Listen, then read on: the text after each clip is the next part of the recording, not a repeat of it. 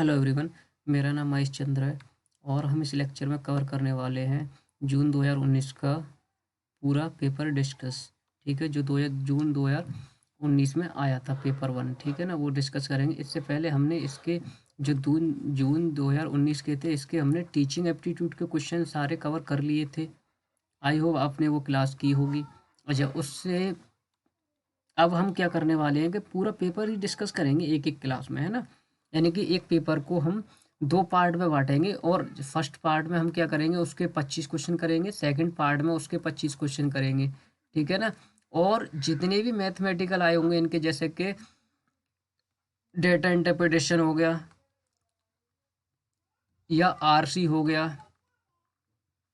और या मैथमेटिकल हो गया इनका, मैथ के जो क्वेश्चन है, इनके लिए हम एक सेपरेट क्लास लिया करेंगे। जैसे कि हमने मान लीजिए पेपर वन एक कंप्लीट करा दिया जून का, जैसे कि कंप्लीट हो जाएगा, तो जून का पेपर जैसे ही 50 क्वेश्चन कंप्लीट हो जाएंगे, उसके जस्ट बाद वाली क्लास में हम क्या करेंगे कि इसमें जितने भी मैथमेटिकल के जो वो क्वेश्चन आए होंगे, वो सारे हम जो है वो कवर कर लेंगे नेक्स्ट क्लास में, ठीक है ना। और डीआई के लिए एक सेपरेट क्लास लिया करेंगे। मैथमेटिकल के अलग होंगे और डीआई के अलग होंगे, ठीक है ना। और बाकी क्वेश्चन जो है वो हम क्लास में डिस्कस किया करेंगे। तो चलिए स्टार्ट करते हैं। अब यहाँ पे पहला क्वेश्चन क्या बोलता है, एरिक और Madeline and ABI inform are instead of, किस चीज़ से रिलेट करता है ये एरिक और मैडलाइन, ठीक है ना। कुछ क्वेश्चन ऐसे होते हैं एग्जाम में जो कि आउट ऑफ कंटेस्ट होते हैं, तो वो भी आपको एक तरीके से पढ़ना पड़ता है उसके बारे में भी कि क्या कहाँ से क्वेश्चन पूछा गया और आगे कहाँ से पूछा जा सकता है। तो इसका राइट आंसर जो होना चाहिए वो होगा ऑप्शन नंबर बी, ठीक है ना। इसका राइट आंसर क्या है, ऑप्शन नंबर बी, जो कि एक तरीके से एरिक मैडलाइन और एवीआई इन्फॉर्म जो होता है वो इलेक्ट्रॉनिक डाटाबेस से कनेक्ट होता है, इलेक्ट्रॉनिक डाटाबेस से जो वो रिलेट करता है ये, ठीक है ना। तो याद रखना आगे के लिए। नेक्स्ट क्वेश्चन करते हैं। What is the main object of formative valuation. Formative valuation में आपको पिछली क्लासों में बता चुका हूँ कि फॉर्मेटिव और समेटिव जो वो दो मेन टॉपिक हैं कि यहाँ से क्वेश्चन बनता ही बनता है, प्रत्येक शिफ्ट में बनता है यहाँ से। तो इसको हम देखते हैं फॉर्मेटिव वैल्यूएशन का क्या है। तो देखो, टू प्रमोट करना स्टूडेंट को नेक्स्ट क्लास के लिए, एनहांस करना स्टूडेंट की लर्निंग को, एनहांस करना कोऑपरेशन इन द क्लास और अंडरस्टैंड करना लर्निंग डिफिकल्टी। लर्निंग डिफिकल्टी की बात आती है तो वो लर्निंग डिफिकल्टी किस में आता था, वो डायग्नोस्टिक में आता था, है ना। ये डायग्नोस्टिक में था लर्निंग डिफिकल्टी वाला। तो इसका जो राइट आंसर होगा वो ऑप्शन नंबर बी, एनहांस करना हमारी स्टूडेंट की लर्निंग को एनहांस करना, एक तरीके से उनकी जो भी प्रॉब्लम्स आ रही हैं रीडिंग के दौरान टीच उनको, जो जो टीचर वो टीच कर रहा है स्टूडेंट को और उसमें जो प्रॉब्लम आ रही है उसको फाइंड आउट करके उसको सॉल्व करना और उनको एक तरीके से नेक्स्ट लेवल के लिए तैयार करना, है ना। तो यहाँ पे क्या, एनहांस करना उस स्टूडेंट की लर्निंग को, ठीक है, जो जो ड्यूरिंग द क्लास होता है। यहाँ पे मैं लिख देता हूँ इसका, ये क्या होता है, ड्यूरिंग द क्लास होता है,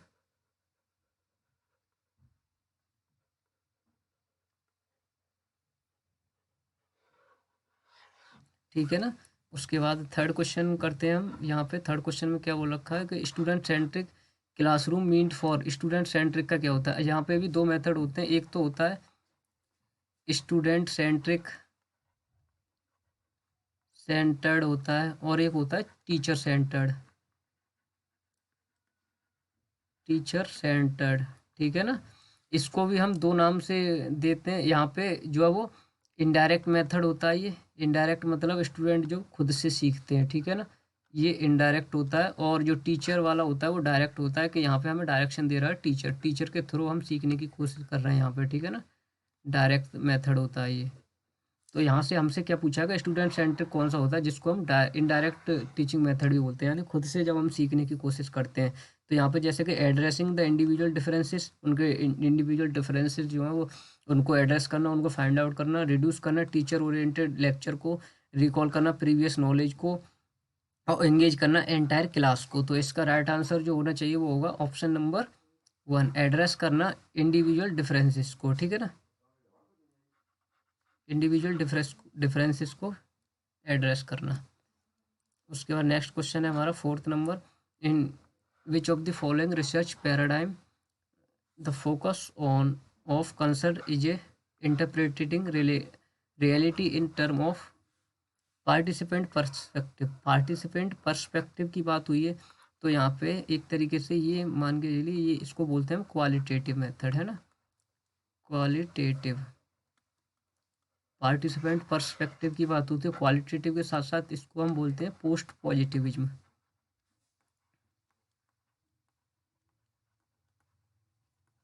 पोस्ट पॉजिटिविज्म होता है और क्वालिटेटिव होता है, ठीक है ना। तो पार्टिसिपेंट पर्सपेक्टिव की बात हो रही है, यानी क्वालिटेटिव जिसको हम पोस्ट पॉजिटिविज्म भी बोलते हैं। तो इसमें जो है वो होता है इसका राइट आंसर, जैसे कि एक्सपेरिमेंटल कहाँ पे होता है हमारा, ये पॉजिटिविज्म होता है जिसको हम क्वांटिटेटिव बोलते हैं, ठीक है ना, पॉजिटिविज्म जो कि क्वांटिटेटिव होता है, क्वांटिटी की बात करता है, ये क्वांटिटेटिव होता है। एक्सपोस्ट फैक्ट तो ये भी हमारा क्वांटिटेटिव ही होगा। अच्छा, सर्वे रिसर्च भी हमारा क्वांटिटेटिव होगा, लेकिन जब हम बात करें एथनोग्राफिक की, जहाँ पे हम एक तरीके से डिफरेंस कल्चर के बारे में बात करें, एथनो यानी कल्चर की study of culture, study of culture की बात करते हैं हम यहाँ पे। तो इसका राइट आंसर क्या होगा, ऑप्शन नंबर 3, राइट आंसर क्या होगा इसका, ऑप्शन नंबर 3, जहाँ पे एथनोग्राफिक की बात थी, जो क्वालिटेटिव टर्म होती है हमारी।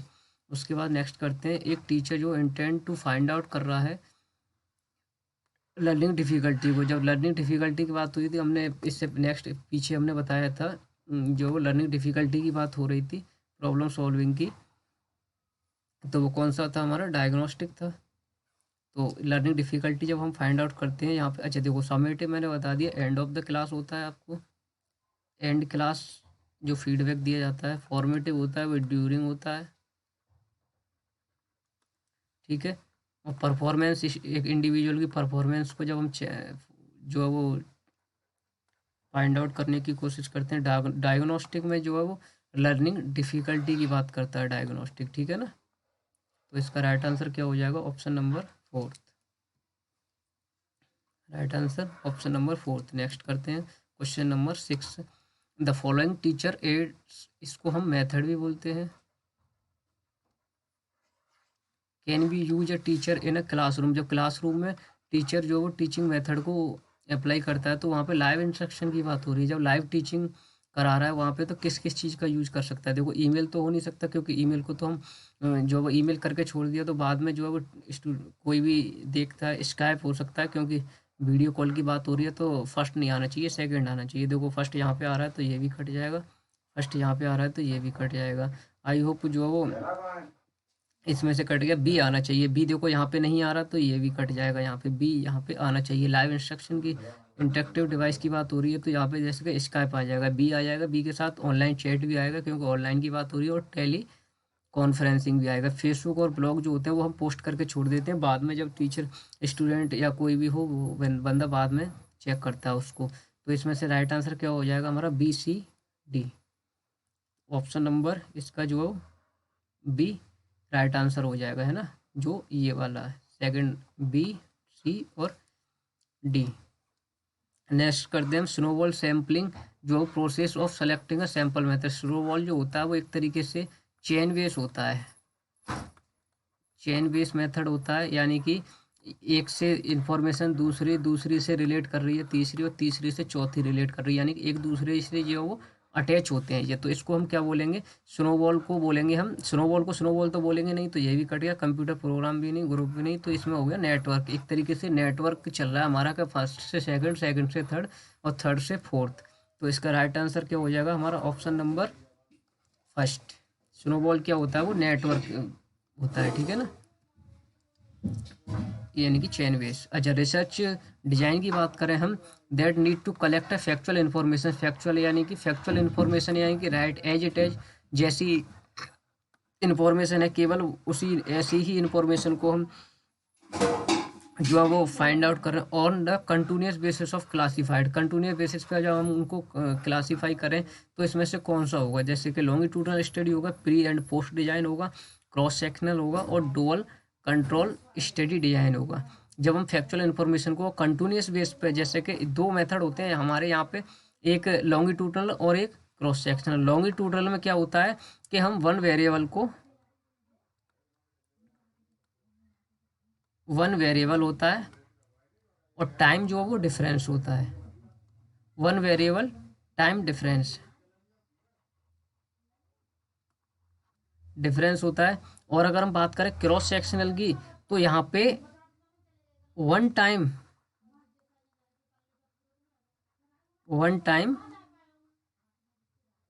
और मैनी वेरिएबल होते हैं, ठीक है ना। वन टाइम मैनी वेरिएबल होते हैं। तो दो कीवर्ड है इसके कि जब हम बात करें एक समय की तो वो क्रॉस सेक्शनल हो गया, और जब हम बात करें लॉन्गिट्यूडनल की तो वेरिएबल एक है और टाइम डिफरेंस है, ठीक है ना। हमसे क्या पूछा, कंटिन्यूसली हम कोई चीज़ कर रहे हैं, तो उसका राइट आंसर क्या हो जाएगा, लॉन्गिट्यूडनल, यानी कि कंटिन्यूसली हम उसी चीज़ को कर रहे हैं बार बार, सेम वेरिएबल है हमारे पास और डिफरेंस टाइम है, ठीक है ना। अच्छा, बात करें नेक्स्ट क्वेश्चन में हम, तो क्वेश्चन नंबर 9 है हमारा। हमें गिवन टू कॉलम दे रखे हैं ए और बी। ए जो प्रेजेंट करता है मेथड ऑफ टीचिंग को, और बी जो है वो प्रेजेंट करता है फोकस कौन, जैसे कि ए मेथड ऑफ टीचिंग बताता है और बी जो हमारा है वो बताता है कॉलम हमारा कि किस मेथड पे फोकस किया जा रहा है, ठीक है ना।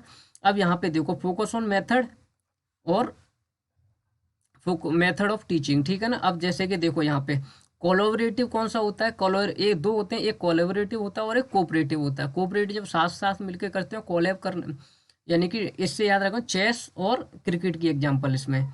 अच्छा, और एक बार हम इसको रीड कर लेते हैं। अच्छा, बात करें यहाँ पे मेथड। अब when expertise of teaching are use in teaching. Cooperative method होता है कंस्ट्रक्टिविज्म में होता है, और टीम टीचिंग। देखो टीम टीचिंग के बारे में अगर आपको पता है तो टीम टीचिंग में क्या होता है, एक्सपर्ट बंदे जो वो एक्सपर्ट टीचर होते हैं यहाँ पे, जो कि हमें टीच करते हैं। यहाँ पे एक्सपर्टाइज की बात होती है, याद रखना। टीम टीचिंग एक टीम बना देते हैं हम टीचर की, जो कि एक अपने फील्ड में एक्सपर्ट होते हैं हर बंदे। जब एक्सपर्ट होते हैं तो एक्सपर्टाइज की बात करें, when expertise of teacher are use in a teaching, तो एक्सपर्टाइज की बात कहाँ पे होगी, ऑप्शन नंबर ये यहाँ से मैच हो जाएगा। डी का वन कहीं पे अगर मैच हो रहा है तो बाकी को डिलीट कर दो। देखो डी का वन 3 ऑप्शन में मिल रहा है तो इसको हम डिलीट कर देंगे, पहला ऑप्शन हमारा डिलीट हो गया। अच्छा, कंस्ट्रक्ट कहाँ पे करेंगे हम, व्हेन स्टूडेंट शेयर और difference aspect of A learning activity. जब हम लर्निंग एक्टिविटी को जो वो शेयर करेंगे एक दूसरे से, या व्हेन स्टूडेंट जो हेल्प करेंगे ईच अदर की। तो यहाँ पे अगर हम बात करें तो इसका right answer I think third होना चाहिए। तो इसका राइट आंसर बी है, यानी कि ए जो है वो थर्ड से मिल जाएगा। ए क्या, कोलेब कहाँ पे करेंगे हम, कोलेब करेंगे स्टूडेंट जो शेयर करेंगे एक दूसरे की नॉलेज को, और हमने एक्सपर्टाइज को मिलाया था टीचिंग से, ठीक है ना। अच्छा, बात करें हम बी की, बी किससे, वो ए हो गया, ए को मिला रहे हैं थर्ड से और बी को मिलाएंगे हम फोर्थ से। बी क्या था इसमें, कोऑपरेट था। कोऑपरेट कहाँ पे करेंगे हम, कोऑपरेट करेंगे हम जब स्टूडेंट दो है एक दूसरे की हेल्प करेंगे, एक दूसरे की जब हेल्प करेंगे स्टूडेंट, तो वहाँ पे कोऑपरेट करने की बात होगी, है ना, एक दूसरे की हेल्प करना,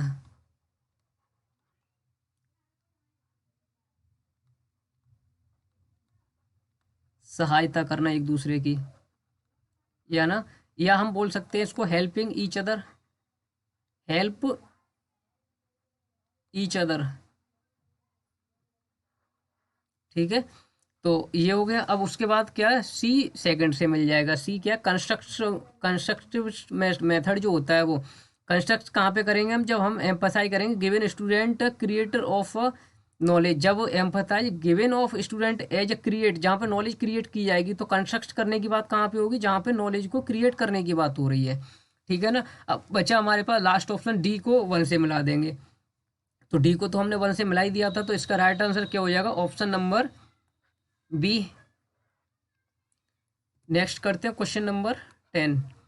tentative proposition which unknown validity that specified A relationship between two और मोर वेरिएबल। जब दो वेरिएबल, दो या दो से ज़्यादा वेरिएबल्स के बीच में टेंटेटिव स्टेटमेंट होती है। देखो एक यहाँ से कीवर्ड आपको देखना है कि टेंटेटिव जहाँ पे भी वर्ड लिखा हुआ तो वो किससे रिलेट होगा, वो हमारा हाइपोथेसिस से रिलेट होता है। टेंटेटिव का मतलब होता है हाइपोथेसिस से जो रिलेट हो रहा है। ठीक है ना। तो इसमें जैसे कि रिसर्च की प्रॉब्लम होगी या प्रपोजल होगा या डिजाइन होगी या रिसर्च हाइपोथेसिस होगा। तो इसका राइट आंसर क्या हो जाएगा, हाइपोथेसिस। हाइपोथेसिस जो होती है एक टेंटेटिव स्टेटमेंट होती है दो वेरिएबल्स के बारे में, जो हम पहले से ही एक एजम्पशन बना के चलते हैं कि ये जो वो इसमें क्या है, कोई भी इंडिविजुअल डिफरेंसेस नहीं है दो और दो से ज़्यादा वेरिएबल्स के बीच में। ठीक है ना।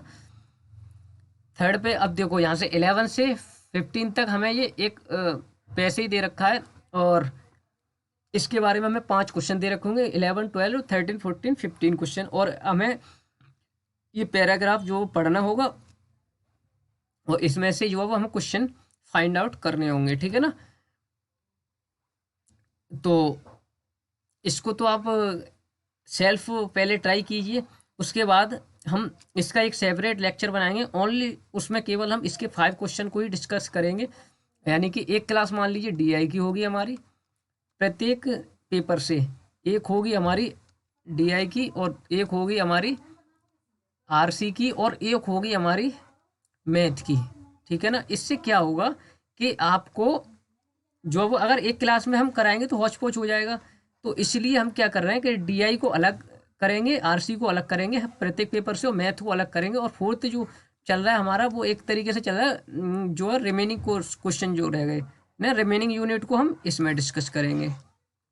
ठीक है ना। तो एक यूनिट, एक पेपर को हम 4 पार्ट में डिवाइड कर रहे हैं, जिससे कि आपको जो है पढ़ने में आसानी हो छोटे छोटे टॉपिक्स के हेल्प से। अगर हम एक ही क्लास में सारा कर देंगे तो वो मान लीजिए 1 आवर का हो जाएगा, तो 1 आवर का होने पे आपको दिक्कत होगी एक साथ स्टडी करने में। तो छोटे छोटे पार्ट में जब होगा तो आपको जो वो हेल्प हो जाएगी। ठीक है ना।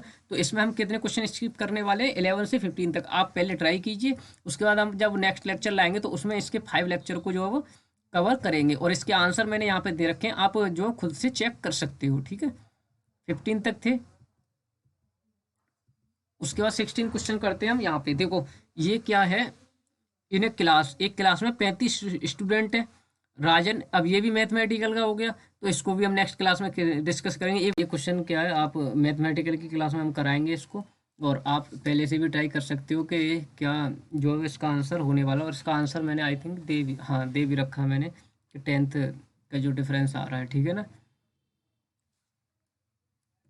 उसके बाद है 17th number question, which of the following element good classroom communication. Good classroom से आप आइडिया लगा सकते हो कि एक तरीके से हमें पॉजिटिव स्टेटमेंट के बारे में पूछ रहा है, और हम या तो पॉजिटिव फाइंड आउट कर लें या फिर हम नेगेटिव फाइंड आउट कर लें, तो उसको एलिमिनेट कर दें हम।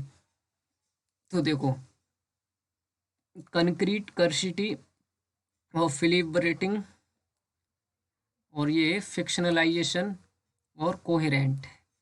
ठीक है ना।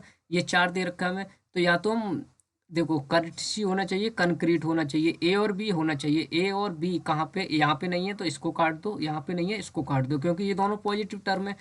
अब हमें देखना है कि ई आएगा या डी आएगा। ठीक है ना। ई आएगा या डी आएगा, तो कोहेरेंट होना चाहिए एक। कोहेरेंट कर्टसी, ये 7C दे रखे हैं इसके कम्युनिकेशन के, वो भी हम एक सेपरेट क्लास में कर देंगे आपको कवर, कि 7C कौन कौन से होते हैं। ठीक है ना।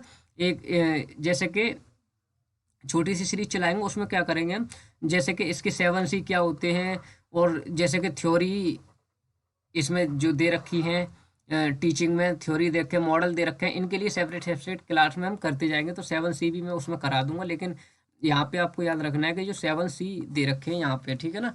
तो इसका राइट आंसर क्या होना चाहिए, option number third. Option number third होगा इसका राइट आंसर, ए, बी और ई।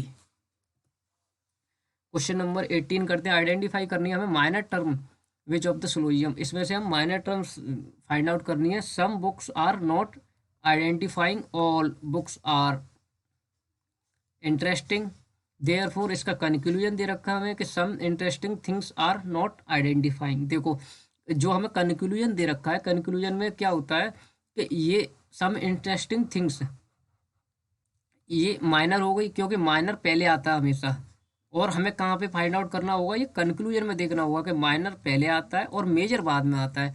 आइडेंटिफाइंग क्या हो गया इसका, मेजर टर्म हो गई। और हमसे क्या पूछा है कि माइनर टर्म कहाँ पे लाई कर रही है इसमें, और मेजर टर्म कहाँ पे। तो हमसे तो केवल यही पूछा है कि आइडेंटिफाई माइनर टर्म हमें आइडेंटिफाई करनी है, तो माइनर टर्म इसमें से कौन सी होगी। ठीक है ना। तो सम इंटरेस्टिंग थिंग्स कहाँ पे आ रहा है, सम इंटरेस्टिंग थिंग्स आ रहा है यहाँ पे, जो वो ये सब्जेक्ट ये होता है हमारा, जो आगे आता है माइनर टर्म में। और प्रेडिकेट का क्या होता है हमारा, प्रेडिकेट होता है हमारा जो कि बाद में आता है। ठीक है ना। तो अब हम क्या आइडिया लग गया यहाँ से कि ये देखो subject of the conclusion, conclusion का सब्जेक्ट है minor term, minor term conclusion का सब्जेक्ट है। यस, कंक्लूजन का सब्जेक्ट माइनर टर्म होगा क्योंकि सब्जेक्ट पहले आता है और माइनर है वो। ठीक है ना। एंड प्रेडिकेट है सेकंड कंक्लूजन का प्रेडिकेट सेकंड कंक्लूजन का है, हाँ प्रेडिकेट है क्योंकि ये तो ये सब्जेक्ट हो गया और ये प्रेडिकेट हो गया। उसके बाद करते हैं तो हमने ये देख लिया कि पहला तो ऑप्शन सही है। सेकंड देखते हैं हम क्या है, प्रेडिकेट है कंक्लूजन का, कंक्लूजन का प्रेडिकेट नहीं है। कंक्लूजन का प्रेडिकेट जो होता है हमेशा माइनर मेजर टर्म होती है क्योंकि माइनर पहले आता है। तो ये गलत हो जाएगा हमारा यहाँ से। Subject of the both promises, both promises का सब्जेक्ट है क्या ये, बोथ प्रोमाइसिस का सब्जेक्ट तो नहीं है क्योंकि इंटरेस्टिंग थिंग्स यहाँ पे आ रहा है। तो इसका राइट आंसर ऑप्शन नंबर जो है वो ए होना चाहिए, है ना। यही यहाँ पे दे रखा है। आई होप आपको समझ आया होगा कि subject of the conclusion, conclusion का सब्जेक्ट हो गया ये, यानी कि ये कंक्लूजन का सब्जेक्ट माइनर टर्म होती है हमारी, और इसका प्रेडिकेट मेजर होता है। अगर हम बात करें सब्जेक्ट और प्रेडिकेट के बारे में, तो ये आगे आने वाली चीज हमारी क्या होती है, सब्जेक्ट होती है। और प्रेडिकेट क्या होगा, प्रेडिकेट ये होगा जो कि बाद में आता है। ठीक है। और हमसे माइनर टर्म पूछी थी, माइनर ये गई जो कि सब्जेक्ट है कंक्लूजन का, कंक्लूजन का सब्जेक्ट है और सेकंड प्रमाइसिस का प्रेडिकेट हो गया। कंक्लूजन का सब्जेक्ट और प्रमाइसिस का प्रेडिकेट। उसके बाद हम बात करें तो रीजनिंग का क्वेश्चन है। अच्छा, ड्राइवर पूछा है हमसे, ड्राइवर को क्या लिखें, और गवर्नमेंट को 20 और ब्लाइंड को जो 16 लिखा, तो बेट को हम क्या लिखेंगे। देखो, अगर हमें सबसे पहले क्या करना होगा, जब भी ऐसा क्वेश्चन आए तो हमेशा आपको ध्यान रखनी है कि ये यहाँ पे वॉइस लिख लो, जो मतलब ABCD लिख लो पूरी, ABCDEFGHIJKLM। अब जब लिखेंगे हम तो वहां से ना स्टार्ट करके हम यहीं से स्टार्ट कर दो। देखो, NOPQRSTUVWXYZ। अब इनको नंबर दे दो, 1 2 3 4 5 6 7 8 9 10 11। सबसे पहला काम आपका यही होगा, 12 13, जब भी ऐसा क्वेश्चन आए। और जब आप इनको बार बार लिखोगे ना तो ये याद हो जाएंगे, तो फिर आपको लिखने की भी ज़रूरत नहीं पड़ेगी। जब आप PYQ को प्रैक्टिस करोगे ना, तो उससे आपको ऐसी प्रैक्टिस हो जाएगी कि ये आपको प्रॉब्लम नहीं होगी यहाँ पे। ठीक है ना। ये होगा 26 तक। अब देखो क्या कोई लॉजिक अप्लाई हो रहा है यहाँ पे, डी कितने पे आ रहा है, 4 पे आ रहा है, डी 4 पे आ रहा है, आर आ रहा है। अगर हम इनको देखो, इन सब की नंबरिंग को प्लस करते हैं तो ये क्वेश्चन नहीं बनेगा क्योंकि उनका नंबर तो ज़्यादा हो जाएगा और ये 12 दे रखा है। तो ऐसे क्वेश्चन का लॉजिक होता है कि पहले अगर 30-20 सेकंड में आपको समझ आ रहा है तो किए करिए, अन्यथा आप इसको स्किप भी कर सकते हो। अगर फर्स्ट 20 सेकंड या 30 सेकंड में आपको समझ आ रहा है कि क्या लॉजिक अप्लाई हो रहा है, क्योंकि कोई एग्जाम में क्या होता है, इतना टाइम नहीं होता नहीं है कि इसमें ही टाइम, अगर हम इसी क्वेश्चन में ऐसे ही क्वेश्चन में टाइम जो वेस्ट कर देंगे तो आगे नेक्स्ट क्वेश्चन कैसे बनाएंगे। तो यहाँ पे देखो एक लॉजिक मैं आपको बता दूंगा। ये देखो, ये 6 नंबर है, 6 वर्ड दे रखे हैं और ये 12 बनाया है इन्होंने। जब हम बात करें यहाँ की तो 2 और ये 4 6 8 10, 10 को 20 लिखा है इन्होंने। तो क्या किया इन्होंने, सीधा सीधा किया कि जितने वर्ड दे रखे हैं उनको डबल करके नंबर बना दिया इन्होंने। 2 4 6 8 है, 8 को इन्होंने 16 लिख दिया। तो अगर ऐसे ही अगर हम बेट की बात करें तो बेट 3 पे आता है और इसको 6 बनाएंगे हम, क्योंकि डबल किया इन्होंने। तो इसका राइट आंसर जो है वो फर्स्ट नंबर हो जाएगा। ठीक है ना, जो यहाँ पे दे भी रखा है।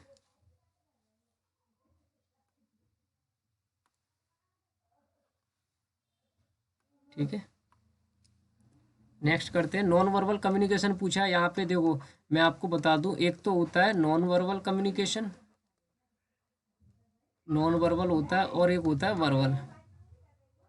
इनको हम जब कम्युनिकेशन को डिटेल में डिस्कस करेंगे, कम्युनिकेशन की क्लास लेंगे, तो वहाँ पे हम इसको बताएंगे, लेकिन अभी हम यहाँ पे बता देते हैं कि वर्बल और नॉन वर्बल। अच्छा, वर्बल में जो होता है एक तरीके से वर्ड्स का यूज किया जाता है यहाँ पे, जैसे कि टीचिंग कराई जा रही है आपको, वो सारी चीज़ें। अब जब नॉन वर्बल की बात करें तो यहाँ पे गेस्चर वगैरह की बात आ जाएगी, ठीक है ना, गेस्चर वगैरह की। यहाँ पे मतलब वॉइस की कोई चीज़ नहीं, ना तो वॉइस का हो रहा, ना ही रीडिंग का हो रहा, केवल हम देख के या इशारों ही इशारों में जब हम बात करते हैं तो।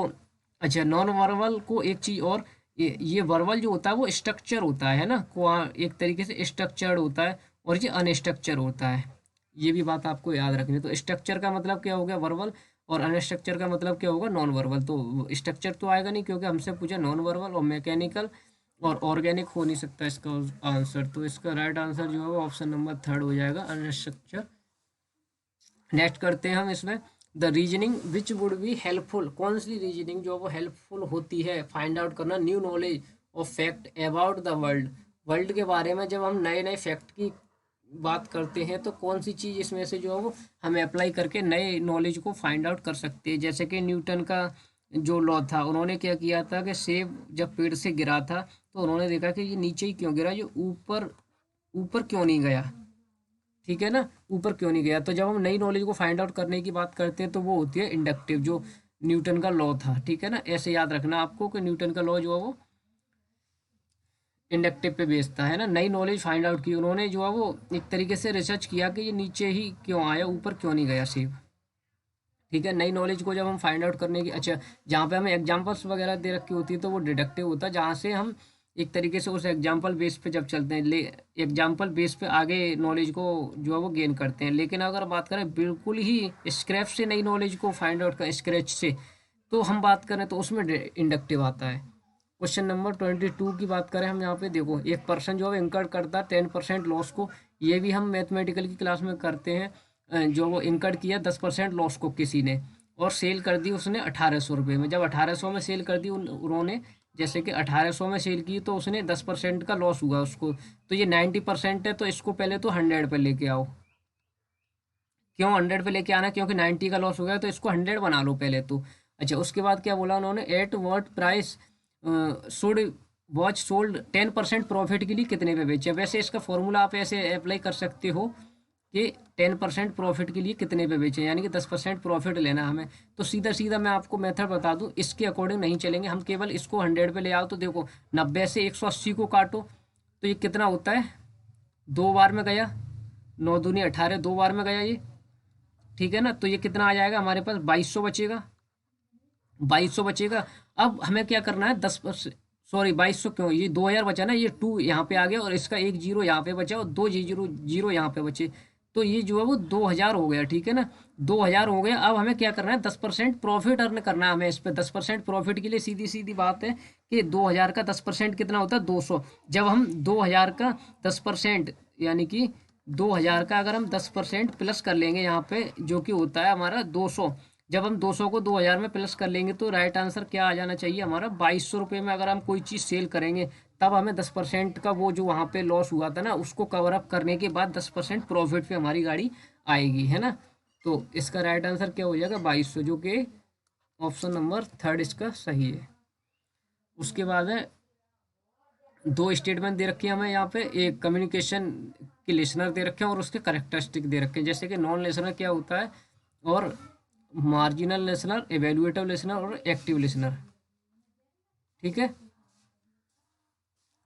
तो यहाँ ये दे रखे हैं। अब हम इनको फाइंड आउट करने के क्या इसका हो सकता है, और उसके हिसाब से हमें इसको मैच करना है। अब यहाँ पे दे रखे हैं ऑप्शन में हमें, is engage in information other than the one needed, receive information without processing and significance in the context of communication, look into the relevance of the information for understanding its implication, pay heed to the communicated information occasionally, है ना।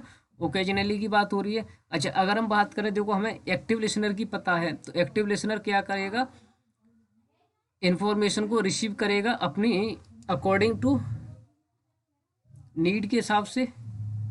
तो जैसे कि अब यहाँ से मिलाने की कोशिश करते हैं। देखो, नॉन लिसनर जो होता है, नॉन लिसनर होगा वो होगा जहाँ पे इंगेज होगा इन्फॉर्मेशन को अदर देन वन नीड, यानी कि नॉन नॉन लिसनर को सीधी सीधी बात यह है कि उसको उससे मतलब नहीं है कि कौन सी इन्फॉर्मेशन इम्पोर्टेंट है उसके लिए, कौन सी नहीं है। तो उसके बस इधर उधर की इन्फॉर्मेशन उसके कानों में आ रही है, बस इतनी सी बात कर रहा है, ठीक है ना।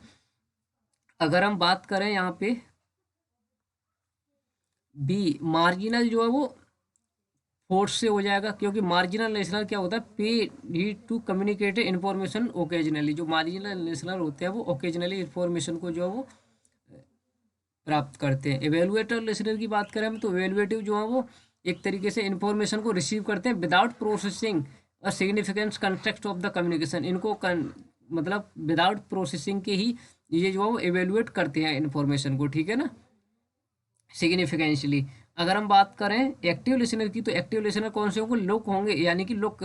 एक्टिव लिसनर से सीधी सीधी बात है, इनको जो इन्फॉर्मेशन नीड है, जिस इन्फॉर्मेशन की नीड है उसी को केवल ये रिसीव करेंगे, अदर देन को स्किप कर देंगे, ये है ना। Looks into a relevance information, केवल केवल ये क्या करेंगे, जो इनके काम की इन्फॉर्मेशन होगी उसी इन्फॉर्मेशन को अंडरस्टैंड करेंगे, इम्प्लीकेट करेंगे, यानी कि उसी को रिसीव करेंगे जो काम की इन्फॉर्मेशन है। तो अगर आपको ये पता था कि एक्टिव लिसनर जो है वो केवल काम की इन्फॉर्मेशन को रिसीव करते हैं, तो उससे भी आइडिया लग जाता था कि इसका राइट आंसर 4th नंबर होना चाहिए, ठीक है ना। उसके बाद करते हैं 24 question. In the context of classroom teaching, जब हम क्लासरूम टीचिंग की बात करें, क्लासरूम टीचिंग की बात करें हम यहाँ पे, तो क्लासरूम टीचिंग में स्माइल और फ्रॉन्स का जब हम यूज करते हैं, यानी कि जहाँ पे एक तरीके से हम हंसने की बात करें या अपनी भौहें, यानी कि नॉन वर्बल क्यूज का जब हम इस्तेमाल करते हैं। हमने अभी पिछले क्वेश्चन में किया था ना, पिछले 2-3 क्वेश्चन पिछले, कि नॉन वर्बल और वर्बल क्या होता है। तो नॉन वर्बल में वही चीज़ आ जाती है, देखो, जहाँ पे हम केवल ना तो बोल रहे हैं कुछ और ना ही कुछ मतलब वर्ड्स का यूज नहीं कर रहे हैं, यहाँ पे केवल केवल इशारों की बात हो रही है यहाँ पे। तो कॉन्ट्राडिक्ट कर रहे हैं वर्बल क्यूज को। वर्बल क्यूज की जगह हम, यानी कि वर्ड्स का ना यूज करके, बोलने की जगह हम केवल उनको इशारों में जो है वो अपनी बात को रखने की कोशिश कर रहे हैं स्टूडेंट के सामने। एक तरीके से मान सकते हैं आप, जैसे कि क्लासरूम में अगर मान लीजिए बच्चे जो है वो शोर कर रहे हैं, बच्चे अगर क्लासरूम में शोर कर रहे हैं, तो टीचर क्या करता है, केवल आने के बाद जब घूरने लगता है तो उससे बच्चे जो शांत हो जाते हैं। तो हम कॉन्ट्राडिक्ट का मतलब होता है एक तरीके सब्स्टिट्यूट, वर्ड को जो है वो सॉरी, कॉन्ट्राडिक्ट क्या, इसका सब्स्टिट्यूट होगा इसका राइट आंसर, या कि हम जो वो वर्ड्स की जगह केवल नॉन वर्बल को इशारों से हम जब किसी काम को करने की कोशिश करते हैं ना, तो इसका राइट आंसर जो है वो कॉन्ट्राडिक्ट ना होके सब्स्टिट्यूट हो जाएगा। सब्स्टिट्यूट का मतलब होता है किसी वर्ड की जगह पे दूसरी चीज़ को इस्तेमाल करते हैं हम, ठीक है ना। तो इसका राइट आंसर ऑप्शन नंबर 3 होना चाहिए। यस, 25 क्वेश्चन है, ये भी क्वेश्चन मैथमेटिकल का, तो इसको भी हम नेक्स्ट क्लास में कवर अप करने वाले हैं। हमने यहाँ पे 25 क्वेश्चन को किया डिस्कस, उसमें से 5 क्वेश्चन तो हमारे आरसी के बचते हैं और 5 आरसी के बचते हैं, एक ये वाला मैथमेटिकल का बचता है और एक वो, 2 मैथमेटिकल के ही बचते हैं। तो हमने कितने 7 क्वेश्चन को अगर आप छोड़ भी देते हो तो कितने क्वेश्चन हमने इसमें कवर अप कर लिए, 18 क्वेश्चन इसमें कवर अप कर लिए हमने। और नेक्स्ट 25 क्वेश्चन में जो भी क्वेश्चन है उसको डिस्कस करेंगे इसके सेकंड पार्ट में। और उसके बाद सेपरेट क्लास में हम, जैसे एक में आरसी को कर लेंगे, एक में कर लेंगे डीआई को, और एक में कर लेंगे हम जितने भी मैथ्स के क्लास। अगर आप देखते हैं इसमें अगर मैथ्स के क्वेश्चन ज़्यादा नहीं है, 2-3 क्वेश्चन होंगे, तो उसको हम डीआई वाली क्लास में कवर अप कर लेंगे, क्योंकि डीआई भी मैथमेटिकली एक तरीके से आपका होता है। तो इसको हम डीआई को और मैथ को इंक्लूड करके एक ही क्लास में ले लेंगे, है ना, अगर क्वेश्चन मैथ के ज़्यादा नहीं होते हैं तो। और आरसी के लिए तो एक सेपरेट क्लास लेंगे ही लेंगे। आई होप को आपको जो लेक्चर हमारा समझ आया होगा, समझ आया तो उसको लाइक कीजिए, चैनल को सब्सक्राइब कीजिए, ज़्यादा से ज़्यादा लोगों तक शेयर कीजिए, ताकि आने वाले एग्जाम में उनकी भी हेल्प हो सके। Thank you so much.